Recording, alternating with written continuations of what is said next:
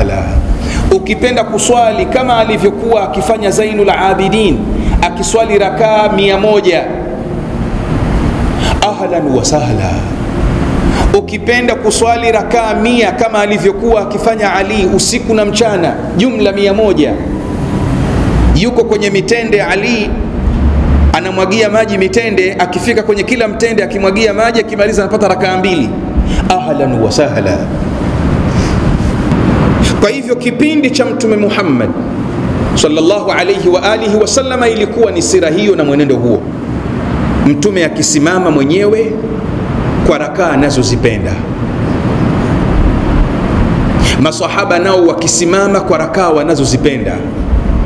Sasa mwezi wa Ramadhani ulikuwa ukiingia kwenye msikiti wa Mtume, unapata huyu yule amesimama kule, yule yuko kule, yule anasoma Qur'ani, yule anasoma dua, yule anasoma witri. Hivyo ndivyo ilivyokuwa. Swala hiyo inaitwa qiyamu Ramadhan. Kwetu sisi Mashia, maulama wengi wamepokea kwamba ni sunna kuswali rakaa 1000 ndani ya mwezi mtukufu wa Ramadhan. Utaziswali vipi? Wamezigawanya kwenye vitabu vyao vya dua na vitabu vya a'mal. Kwa hivyo Mashia ni sunna, sisi tuna rakaa 1000, tuna rakaa 1000, na kwenye Mafatihul Jinani inshallah zimeelezwa, labda muda mwingine naweza kuzungumza vizuri, naweza kuzieleza kwa upana zaidi.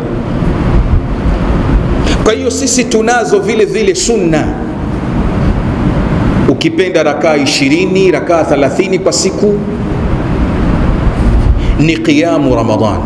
Hivi ndivyo alivyofanya Mtume, ndivyo walivyofanya masahaba, ndivyo ilivyokuwa kipindi cha utawala wa khalifa wa kwanza Abu Bakar,